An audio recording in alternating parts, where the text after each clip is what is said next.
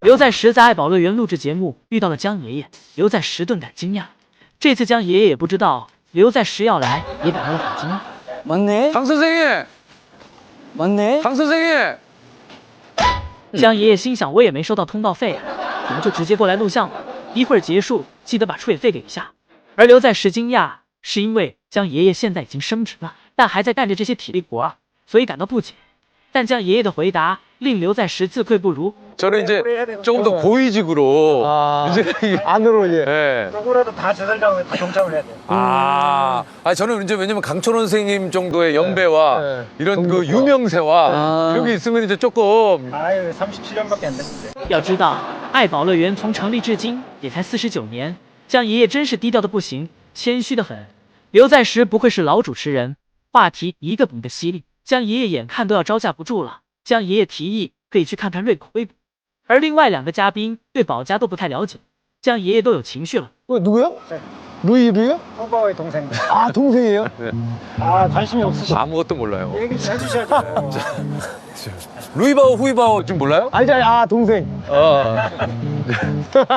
要不是有相机在旁边，江爷爷都得撵人。原本这些人以为跟着江爷爷走不用排队，但没想到还是得老老实实排队。再加上除了刘在石以外，俩人都不认识瑞宝辉宝，更不可能让其轻易进去，让他们感受瑞宝辉宝的人气不比他们差。不过俩人一进来就被瑞宝辉宝的可爱所俘获了。看到辉宝此时挂在树上的样子，还好心的问道：“辉宝是不是卡住了？需不需要帮忙？”江爷爷给其解释了一番，而瑞宝辉宝吸粉只需要一个瞬间。 애들은 하루 종일 봐도 질리죠. 그런 看入迷的三人，如果不是江爷爷提醒这三个人，都要忘记还有个乐宝了。 아빠도 뭐. 아빠. 이 아빠구나. 还得是江爷爷，宝家所有成员都照顾得周全。看完宝家后，三人一人买走一个福宝的毛绒公仔。这趟来熊猫馆可谓是收获颇丰。而最后，江爷爷也亲切地送走了一行人。江爷爷又忽悠人吃竹子了。这次江爷爷说竹子是绿茶味的，再加上江爷爷这面无表情的品尝竹子，这让从未吃过竹子的嘉宾放下了所有的防备。嘉宾一口下去，痛苦面具都出来了。今天韩国金泰妍做客爱宝乐园，当听说要来熊猫馆时，已经迫不及待了，顶着大雪也要去。节目任务是为宝家制作玩具，金泰妍表示自己可以自费给宝家们带礼物，这一想法也是所有人一路的想法，但是不行。而此时圣西姨母已经将玩具的所有材料都准备好了，这都是绿色纯天然的竹子和小苹果。嘉宾的任务是和圣西姨母为宝家制作小零食，圣西姨母熟练地给嘉宾讲解着制作步骤。嘉宾问姨母怎么区分瑞宝瑰宝，在刚出生的那段时间里，圣西姨母还会说身上花纹等等。现在圣西姨母上来，直接表示看脸就可以啊。圣西姨母回答的过于简洁了。之后，圣西姨母又为嘉宾讲解了具体区分的方法，例如瑞宝眼角尖是2个漩涡，瑰宝是1个。很快，圣西姨母的这里活儿干完了，嘉宾来到了江爷爷这里。江爷爷这里可是综艺老油条了。 안녕하세요. 안녕하세요. 저는 소년시대 태연이라고 합니다. 저는요. 예? 전 보세요. 압니다. 네. 江爷爷现在的气场已经不输流量明星了。江爷爷还精心为嘉宾准备了礼物，是一副全新的食品级橡胶手套。来江爷爷这里的录节目的嘉宾都属于是付费给江爷爷打工。嘉宾礼貌地接过手套，一切准备好，两人走进了竹子储藏室。这里是宝家1周的竹子。江爷爷挨个给嘉宾介绍这些竹子的种类。江爷爷问对大熊猫有什么想了解的吗？嘉宾问大熊猫也做美容吗？江爷爷则表示他们不用做，他们本来就很美。 판다 혹시 미용하나요? 미용은 안 해도. 江爷爷表示，全世界的大熊猫中没有比宝家更美的大熊猫了。之后，江爷爷分享了一下他们的日常美容方式，那就是吃竹子。江爷爷表示，大熊猫每天都吃竹子，所以才会变成漂亮的大熊猫。嘉宾毫无防备的将竹子放进了嘴巴里。嘉宾吃完竹子，看到江爷爷这才要洗漱。那刚才的竹子是不是没有洗？说完，江爷爷就开始让嘉宾干活了。江爷爷一板一眼教着嘉宾，表示洗不好可是要重新洗的。除了洗竹子，还要将竹子上不干净的东西全部去除。嘉宾觉得自己很幸运，能做大熊猫饲养员的工作。接着，江爷爷综艺细胞就爆发了。 놀토에 나오는 아무도 이걸 못 해보셨을걸요? 江爷爷这样一对比，嘉宾觉得自己更幸运了。不过嘉宾也有反击，韩国有一个非常喜欢狗狗的饲养员，吃过狗狗的便便，嘉宾问江爷爷能吃熊猫的便便吗？ 아니요, 그건 싫어요. 거기까지는 저는 안 갈 겁니다. 江爷爷婉拒了。 앞으로 판다를 예뻐해 주세요. 네, 팬다 너무 귀여워. 辉宝不回家，江爷爷来劝的场景，都能被姨姨们拍出韩剧的感觉。今天上午，爱宝带娃出门玩耍，辉宝依旧是一个粘人的小妖精。永宽说辉宝不太好断奶，这都是有理有据的。反而瑞宝在独立高冷的路上越走越宽，总是自己跑去一旁玩。瑞宝自己挖了会儿雪洞，又来到了小树旁。瑞宝原本想爬上树的，结果发现自己小树上的雪洞的硬邦邦的。瑞宝觉得在上面睡觉一定会个屁股。瑞宝在晒太阳与自己的屁股之间选择了自己的屁股。瑞宝转念一想，又打算爬下树了，结果雪上太滑了，还没等瑞宝想好用什么样的方式下来呢，就一个滑铲摔了下去。瑞宝拍拍身上的土，钻进了小床下面。这块地方是室外园区唯一一个没有雪的地方了。瑞宝给园区各个地方都玩耍了一遍，最后回家时对园区也没什么留念的了。辉宝跟着妈妈一起回了园区，母女俩一人在一个小床上分别吃着自己的竹子，而辉宝也很会给自己安排。辉宝此时在室外也是独享一个小床的竹子，不过很快江爷爷走了出来，开始哄他大外孙回家。江爷爷先是给爱宝吃剩的竹子进行了收拾，同时慢慢等待辉宝吃完手里的竹子。江爷爷整理完竹子，摸了摸辉宝的小脑袋，又给辉宝擦了擦身子，然后说着一番甜言蜜语的话。辉宝还在迟疑，决定自己要不要回去。江爷爷的彩虹屁一直不停的输出，不过这对辉宝还是有用的。最后辉宝在爷爷的彩虹屁的驱使下，半推半就的回了家。辉宝真是越来越不拿妈妈当回事儿了。姐妹俩打闹，瑞宝是踩着妈妈身上过去的，转头还说了句：“小爱，你往一边去。”今天瑞宝有点暴力，看谁都不顺眼。爱宝出手劝架，瑞宝就连爱宝一起揍。可能是因为瑞宝今天的体重又有了新高，感觉自己全身都充满了力量，想要打遍爱宝乐园无敌手。今天瑞宝跟爱宝打得有来有回，一会儿辉宝也跑来凑热闹，姐妹俩一起凑在这里，就从烦变成了乱。辉宝一来，画面都变得乱糟糟的了。一会儿姐妹俩回家时也没让老宋头省心，姐妹俩蹲在通道门口，迟迟不往里走，看给老宋头愁的眉头紧皱。以前说辉宝是自己从没见过的熊，真是对瑞宝的认知错误。因为现在瑞宝的调皮和辉宝不分上下，两只淘气的不要不要的熊。4年过去，老宋头的头顶肯定要和江爷爷头顶一样秃了。老宋头看姐妹俩磨磨唧唧的不回去，索性直接给通道门关上了。不回去，那就在外面吧。一会儿等回到家后，姐妹俩更没让人省心。辉宝给自己倒吊在了小树上，都是技术活，姨姨们可不要模仿。辉宝给自己来了个引体向上，辉宝这核心能力吊打同界里所有大熊猫，再加上他老爹那单臂大回旋的基因，辉宝真是强的可怕。辉宝做了2个引体向上后，轻松爬回小树。姐妹俩这一天天的，真是没有能让饲养员们省心的时候。瑞宝摆烂又出新姿势，由于过于喜欢这个姿势，走前瑞宝还特意在上面打上了重重的标记。这时圣西姨母来到园区收熊了，姐妹俩表达喜欢的方式就是在喜欢的事物面前蜷缩在一团打个滚。圣西姨母拖着辉宝的屁股给辉宝抬了起来，因为辉宝压着圣西姨母的脖子。辉宝心想，我这么卖力的吸引姨母，姨母居然只在意这根破竹子。一会儿圣西姨母离开去放竹子，结果姐妹俩这里又悄悄爬上了树。姨母今天嗓子有些哑，都喊不出声了。于是圣西姨母用对讲机向宋爷爷求助。 심파오님 중신 제 얼굴을 보자마자 도망가버린 루이를 보며 감상문이 2장 나올 것 같습니다. 아니에요. 圣西姨母惨遭拒绝，只能自己想办法。圣西姨母还是用了小零食来诱惑姐妹俩。瑞宝最懂姨母的心，眼看姨母嗓子不舒服，也不为难姨母了。看似是不为难姨母，实际上是全凭姨母力气大，给瑞宝拖回去。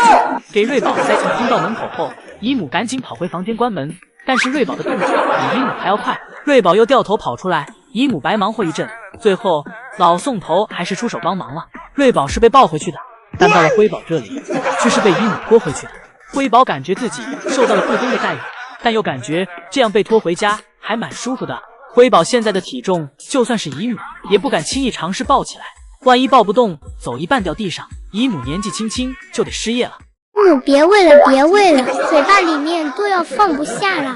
在宝家有一种饿了，叫做姨母觉得你饿了。辉宝左手拿着胡萝卜，右手拿着竹笋，屁股后面还有一块更大的竹笋。圣西姨母让姐妹俩敞开了吃，表示不够还有，给辉宝手里塞得满满的后，圣西姨母给藏在小树桩后面的瑞宝拖了出来，并将大竹笋放在瑞宝身上，让瑞宝别忘记吃。姨母刚忙完瑞宝，而辉宝这里又给胡萝卜扔地上了。圣西姨母给辉宝的胡萝卜拿去饮水盆清洗。就在姨母清洗胡萝卜时，辉宝懂事的坐了起来，面朝着姨姨们，这让两个爷爷一时摸不着头脑。两个爷爷怎么教都教不会，居然到了圣西姨母这里，自然而然的就给学会了。而从姐妹俩啃咬竹笋的样子来看，姐妹俩现在已经可以自己进食一些竹笋和胡萝卜，以及这些比较软的食物了。辉宝这里没一会儿就给竹笋啃去了大半，果然有些事情就得让女生们自己解决，女生理解女生，不会难为彼此。一会儿姐妹俩吃饱，又给依依整起了活。瑞宝此时看到妹妹树，于是也想爬上去玩耍。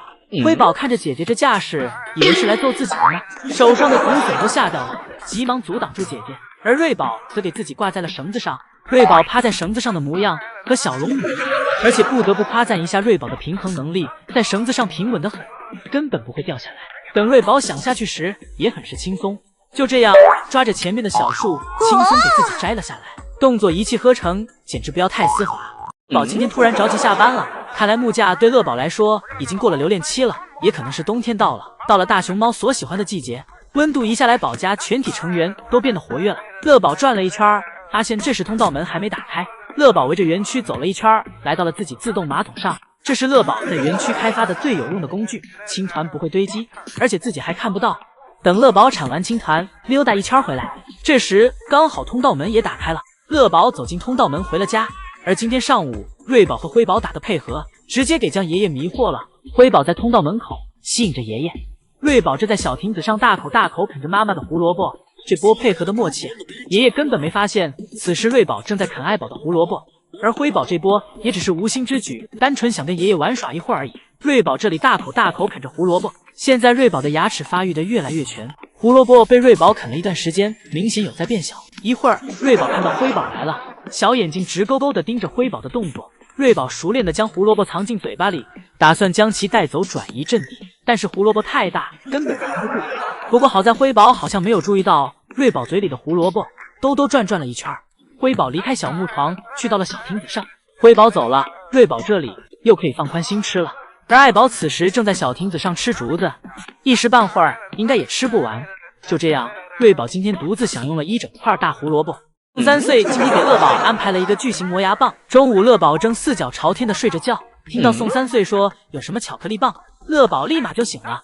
乐宝爬起来看向宋3岁，问巧克力棒是什么呀？能吃吗？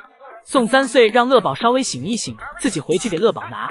很快，宋3岁就拿着一根大竹筒过来了。宋3岁称之为巧克力棒，但实际上更像是一根大号的磨牙棒。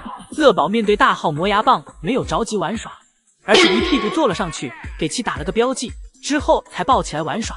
乐宝这大体格子在这巨型磨牙棒前都显得有些娇小了。宋3岁表示自己已经给这根毛竹打磨得很光滑了，乐宝只需要尽情的玩耍就可以了。乐宝抱着磨牙棒直接开，这也是对宋3岁礼物的最大敬意。但是毛竹的竹筋实在是太坚硬了，平年大熊猫都好像对其有点拿捏不了，反而还不小心给乐宝塞牙了。乐宝用手给自己抠了抠牙缝，之后乐宝便不玩了，心想这个家伙差点给我牙齿崩掉了，但乐宝又舍不得将其抛弃。乐宝换了个姿势后，又将其抱了起来，躺在小亭子上抱着它。不过宋3岁则教乐宝，不行的事情要学会适可而止才行。一会儿自己给乐宝将这巧克力棒劈开，再拿给乐宝玩耍。宋3岁说到做到，很快就给乐宝把刚才的巧克力棒劈好了。不过宋3岁先拿了一捧给爱宝，爱宝对着竹筋仔细的闻了闻，然后浅浅的尝了一下，感觉味道还不错。在爱宝和乐宝来韩国之前，他们就是经常吃毛竹的。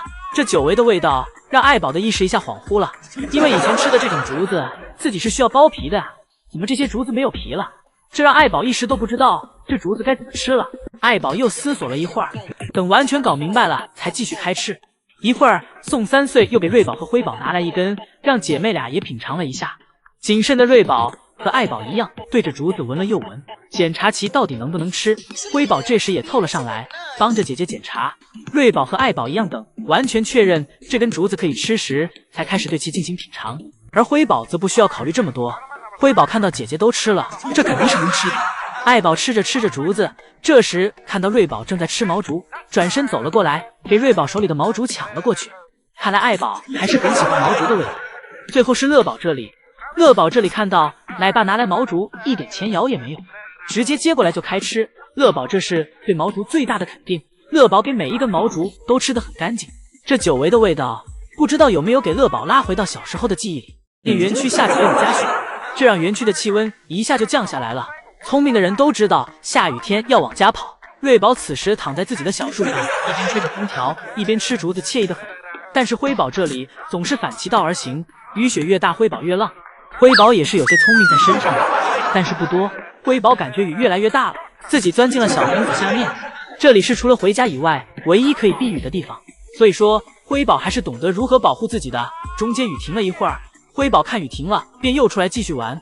此时硕大的园区只属于辉宝一个人，不过突然间雨又下起来了。但是当爷爷的看不下去了，心疼孙女的心再也按耐不住了。江爷爷走进园区，抓住了此时正想往树上爬的辉宝。辉宝表现出了对回家的抗拒。江爷爷是想一鼓作气给辉宝塞进通道门口的，但是辉宝铁了心的不想回家。辉宝表示，你再动我，就别怪我不顾爷孙之情咬你了。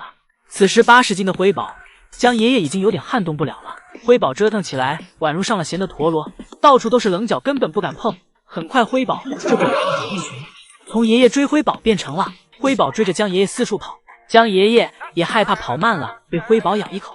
辉宝追了江爷爷半个园区，最后成功给其撵了回去。辉宝转头看到通道门动了，辉宝立即又摆出了攻击姿势。辉宝铁了心不回去了。江爷爷再次来到园区，这次辉宝直接冲着爷爷就开追。辉宝的领地意识是越来越强了，围着园区转了一圈，又给爷爷撵回去了。此时雨越来越大，辉宝的内心越来越火热。辉宝也不躲雨了，反而爬到了小树上，并喊着让暴风雨来得更猛烈一些吧。江爷爷又忽悠人吃竹子了。这次江爷爷说竹子是绿茶味的，再加上江爷爷这面无表情的品尝竹子，这让从未吃过竹子的嘉宾放下了所有的防备。嘉宾一口下去，痛苦面具都出来了。今天韩国金泰妍做客爱宝乐园，当听说要来熊猫馆时，已经迫不及待了，顶着大雪也要去。节目任务是为宝家制作玩具，金泰妍表示自己可以自费给宝家们带礼物，这一想法也是所有人一们的想法，但是不行。而此时圣希姨母已经将玩具的所有材料都准备好了，这都是绿色纯天然的竹子和小苹果。嘉宾的任务是和圣希姨母为宝家制作小零食，圣希姨母熟练地给嘉宾讲解着制作步骤。嘉宾问姨母怎么区分瑞宝辉宝，在刚出生的那段时间里，圣希姨母还会说身上花纹等等，现在圣希姨母上来直接表示看脸就可以啊。圣希姨母回答的过于简洁了，之后圣希姨母又为嘉宾讲解了具体区分的方法，例如瑞宝眼角间是2个漩涡，辉宝是1个。很快圣希姨母的这里活儿干完了，嘉宾来到了江爷爷这里。江爷爷这里可是综艺老油条了。 안녕하세요. 저 소년시대 태연이라고 합니다. 저는요? 예? 전 보세요? 압니다. 네. 江爷爷现在的气场已经不输流量明星了。江爷爷还精心为嘉宾准备了礼物，是一副全新的食品级橡胶手套。来江爷爷这里的录节目的嘉宾都属于是付费给江爷爷打工。嘉宾礼貌地接过手套，一切准备好，两人走进了竹子储藏室。这里是宝家1周的竹子。江爷爷挨个给嘉宾介绍这些竹子的种类。江爷爷问对大熊猫有什么想了解的吗？嘉宾问大熊猫也做美容吗？江爷爷则表示他们不用做，他们本来就很美。 판다 혹시 미용하나요? 미용은 안 해도. 江爷爷表示全世界的大熊猫中没有比宝家更美的大熊猫了。之后江爷爷分享了一下他们的日常美容方式，那就是吃竹子。江爷爷表示大熊猫每天都吃竹子，所以才会变成漂亮的大熊猫。嘉宾毫无防备的将竹子放进了嘴巴里。嘉宾吃完竹子，看到江爷爷这才要洗漱。那刚才的竹子是不是没有洗？说完，江爷爷就开始让嘉宾干活了。江爷爷一板一眼教着嘉宾，表示洗不好可是要重新洗的。除了洗竹子，还要将竹子上不干净的东西全部去除。嘉宾觉得自己很幸运，能做大熊猫饲养员的工作。接着，江爷爷综艺细胞就爆发了。 놀토에 나오는 아무도 이걸 못 해보셨을걸요? 江爷爷这样一对比，嘉宾觉得自己更幸运了。不过嘉宾也有反击，韩国有一个非常喜欢狗狗的饲养员吃过狗狗的便便。嘉宾问江爷爷能吃熊猫的便便吗？ 아니요, 그건 싫어요. 거기까지는 저는 안 갈 겁니다. 将爷爷婉拒了。 앞으로 판다를 예뻐해 주세요. 네, 팬다 너무 귀여워. 爱宝等不到通道门打开，心中的情绪不亚于瑞宝辉宝等不到小零食。爱宝的生物钟是很准的。今天临近下班点，爱宝来到通道门口前看了一眼，发现奶爸又迟到了。而此时毫不知情的瑞宝正慢悠悠走向小亭子。此时因为没法立刻回家的爱宝一肚子火。爱宝看到瑞宝此时却如此的悠闲，来到小亭子上就给瑞宝压在了身下。爱宝的不满全被瑞宝承受了。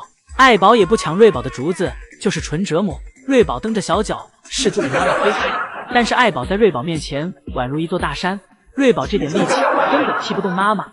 爱宝坐了一会儿，再次来到通道门口查看。瑞宝这时悄悄跟在了妈妈身后。瑞宝来到妈妈身边后，坐在门口和妈妈一起等下班。而辉宝这里从开始到现在就一直在树上睡觉。而这时爱宝和瑞宝这里的通道门打开了，母女俩一起回了家。今天又只剩辉宝独自留在了园区。而今天是圣西姨母值班，没有了宋3岁圣西姨母今天怕是要加班了。而辉宝不想回家的预兆在下午姨母来园区送胡萝卜时就已经显现了。姨母在园区拿着胡萝卜哄姐妹俩下来，姐妹俩没一个动的。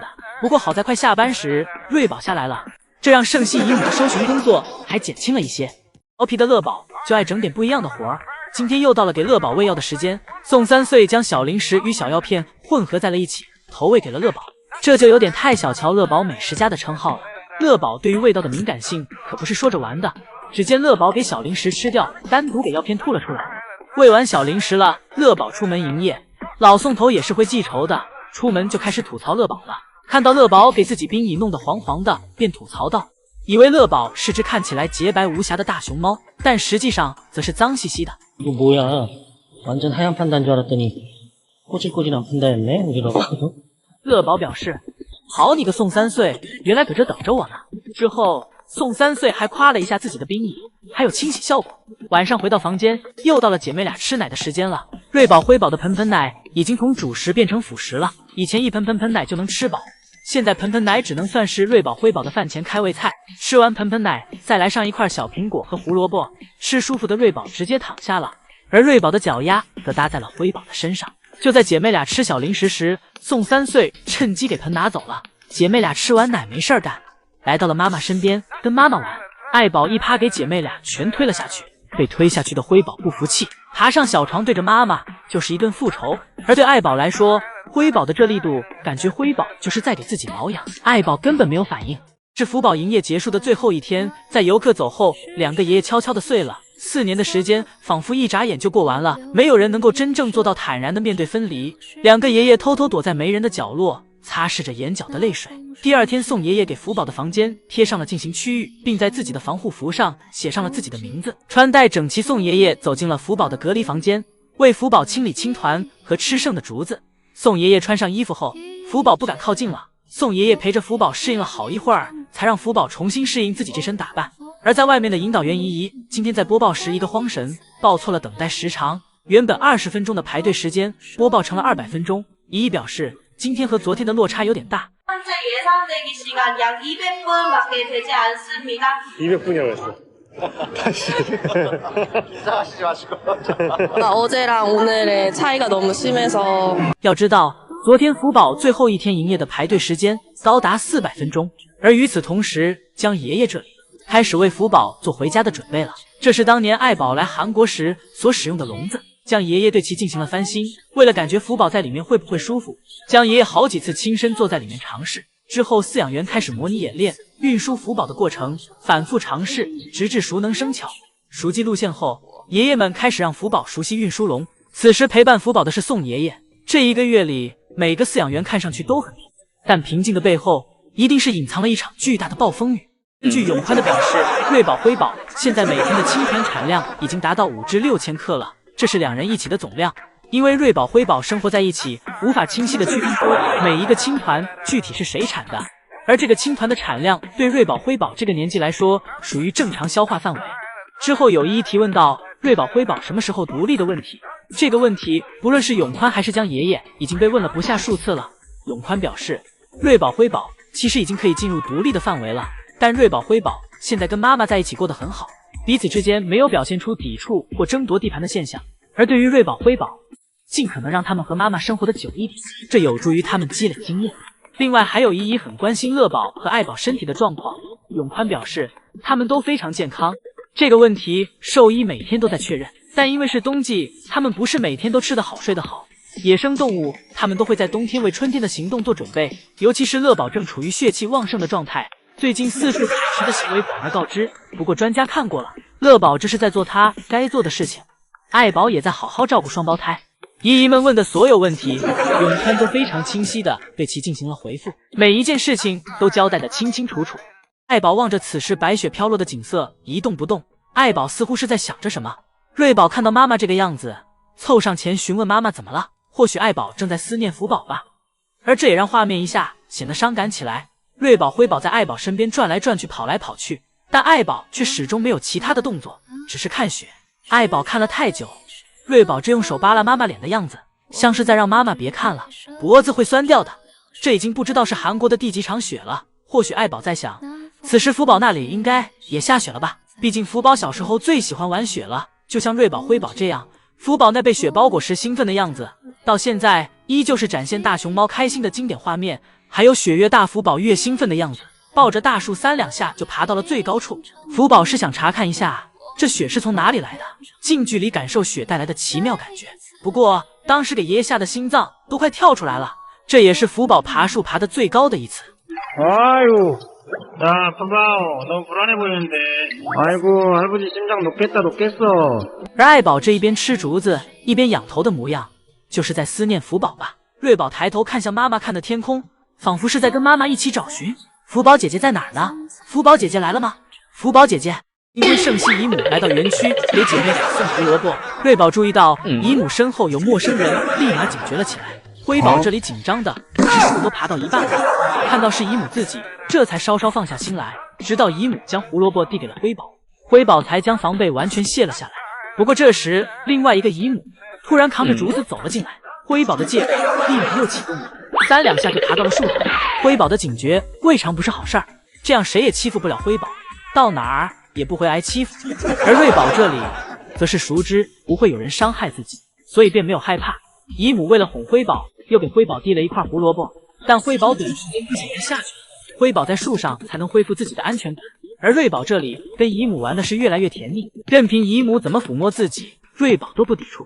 而这就不得不提一下上午瑞宝大吼爷爷了，这瑞宝现在就听姨母的了，连爷爷都不给摸了。爷爷让瑞宝做好面对着姨姨们吃胡萝卜，瑞宝以为爷爷是不让自己吃胡萝卜呢，对着爷爷就吼了一嗓子。这一下将爷爷回去又要思念他的白月光福宝了。福宝小时候无论在干什么，爷爷过来都可以随便摸，而且都会主动做好面对这姨姨们吃东西。不过好在是江爷爷比较理智，瑞宝这样带有一些野性反而是好事儿，这要是老宋头都得当场碎一地。回去抱着福宝的照片就得开哭，同时一边讲述自己今天对瑞宝好了。见永宽将一根胡萝卜插在地上，自己一脸愁容的站在通道门口前。永宽此刻好想能有人懂自己，今天瑞宝辉宝难得的一起出门营业，又一起同框出现在了小树上。爱宝这里看到姐妹俩今天都陪自己来室外晒太阳，心里也很开心。就在所有人都感叹园区的美好时，永宽却皱起了眉头。这时通道门打开了，瑞宝看到后就从树上下来了，跟着妈妈回了室内。辉宝这里则在树上睡起来了，辉宝是越来越喜欢这个小亮台了。永宽走来园区，高举一块胡萝卜想放辉宝从树上下来，看得出辉宝是想吃胡萝卜的，但就是不想从小树上下去。永宽跟辉宝开始了拉扯，就看谁的欲擒故纵玩得好了。永宽一直蹲在小树下举着胡萝卜，而辉宝这里则是假动作不断，辉宝也没想直接放弃胡萝卜。永宽站起身又开始拿着胡萝卜缠辉宝，但辉宝根本不想下去。好在有胡萝卜在，永宽还能跟辉宝拉扯一下，如果没有胡萝卜在，辉宝都不搭理永宽。永宽眼看辉宝铁了心不想下来，先给胡萝卜放下了，自己去到了小木床上收拾竹子。辉宝就这样舒舒服服的在小亮台上躺着，永宽扛着竹子离开，先去给竹子放下，之后又重新折返回园区。永宽将胡萝卜插在了雪地上，然后爬上树挑逗了一下辉宝，顺便还检查了一下小亮台上的雪，防止辉宝踩空。永宽给亮台上边缘的雪稍微处理了一下，永宽哄了半天也想不出什么办法了。永宽将胡萝卜放在了园区，然后先回去了，想着等辉宝玩够了自己会回去。爱宝等不到通道门打开，心中的情绪不亚于瑞宝辉宝等不到小零食。爱宝的生物钟是很准的。今天临近下班点，爱宝来到通道门口前看了一眼，发现奶爸又迟到了。而此时毫不知情的瑞宝正慢悠悠走向小亭子。此时因为没法立刻回家的爱宝一肚子火。爱宝看到瑞宝此时却如此的悠闲，来到小亭子上就给瑞宝压在了身下。爱宝的不满全被瑞宝承受了。爱宝也不抢瑞宝的竹子，就是纯折磨。瑞宝蹬着小脚试图给妈妈推开，但是爱宝在瑞宝面前宛如一座大山，瑞宝这点力气根本踢不动妈妈。爱宝坐了一会儿，再次来到通道门口查看。瑞宝这时悄悄跟在了妈妈身后。瑞宝来到妈妈身边后，坐在门口和妈妈一起等下班。而辉宝这里从开始到现在就一直在树上睡觉。而这时爱宝和瑞宝这里的通道门打开了，母女俩一起回了家。今天又只剩辉宝独自留在了园区。而今天是圣希姨母值班，没有了送3岁圣希姨母，今天怕是要加班了。而辉宝不想回家的预兆，在下午姨母来园区送胡萝卜时就已经显现了。姨母在园区拿着胡萝卜哄姐妹俩下来，姐妹俩没一个动的。不过好在快下班时，瑞宝下来了，这让圣希姨母的搜寻工作还减轻了一些。